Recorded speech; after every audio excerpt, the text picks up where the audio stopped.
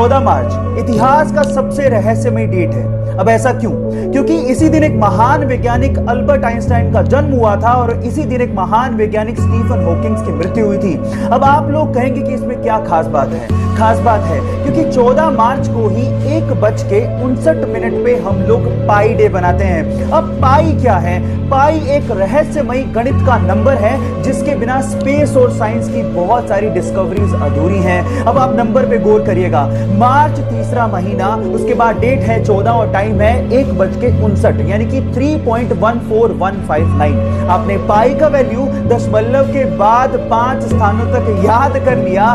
इससे रहस्यमयी और मोटिवेटिंग चीज क्या हो सकती है?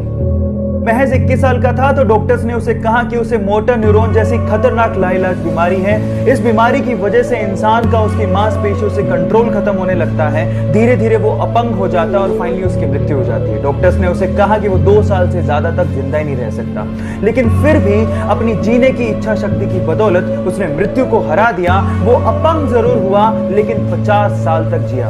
इस बीमारी की वजह से उसके हाथ पैर कुछ भी काम नहीं करते थे, लेकिन उसका दिमाग अभी भी जिंदा था और अपने स्पीच सिंथेसाइजर के थ्रू उसने बहुत सारी बुक्स लिखी, जिसमें से एक बुक थी the brief history of time, और उसने रिकॉर्ड्स की झड़ी लगा दी। पूरी दुनिया में 1 करोड़ से ज्यादा प्रतियां बिकी।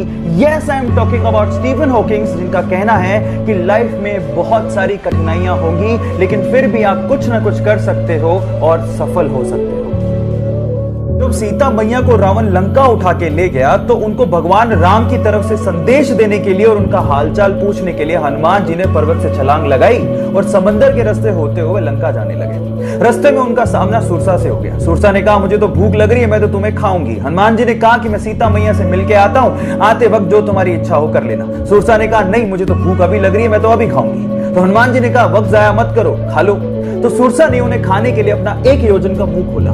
1 योजन का मुंह मतलब 8 मील मुंह खोला। जैसे उसने 1 योजन मुंह खोला, हनुमान जी 2 योजन के हो गए। सुरसा ने 2 योजन का मुंह खोला, हनुमान जी 4 योजन के हो गए। ऐसे करते करते सुरसा ने 64 योजन का मुंह खोल लिया। तो हनुमान जी ने बुद्धि दिखाते हुए अपना शरीर छोटा किया और उसके मुख का चक्कर लगाते हुए बाहर आ गए। यहां समझने लायक और सीखने लायक बात यह है कि जब पावर दिखानी थी तो हनुमान जी बड़े होते चले गए, लेकिन जब बुद्धि दिखानी थी तो हनुमान जी छोटे हो गए। एक टीचर ने क्लास में डिवाइड सिखाने के बाद बच्चों से सवाल पूछा। उन्होंने कहा कि 3 को 3 से डिवाइड करेंगे तो बताओ बच्चों क्या आएगा? तो सब बच्चों ने जवाब दिया 1। लेकिन उसी क्लास में एक छोटे से बच्चे ने सवाल पूछा कि अगर सर 0 को 0 से डिवाइड करेंगे क्या तब भी 1 ही आएगा? अब सवाल दिखने में छोटा लगता है, उस वक्त बच्चे सुन के हंसने लगे थे, लेकिन इसी सवाल का जवाब ढूंढने में गणितज्ञों को सालों लग गए। Yes, I am talking about Ramanujan, जिन्होंने अपने 32 साल की छोटी सी जिंदगी में गरीबी होने के बावजूद भी गणित में इतना लगाव होने की वजह से 4000 के करीब मैथमेटिकल इक्वेशंस की डिस्कवरी कर डाली। और इसी वजह से उनके जन्मदिन को हम लोग नेशनल मैथ्स डे के रूप में बनाते हैं। सो गाइस, उनकी जिंदगी से हम लोग ये सीख सकते हैं कि जिंदगी लंबी नहीं, बड़ी होनी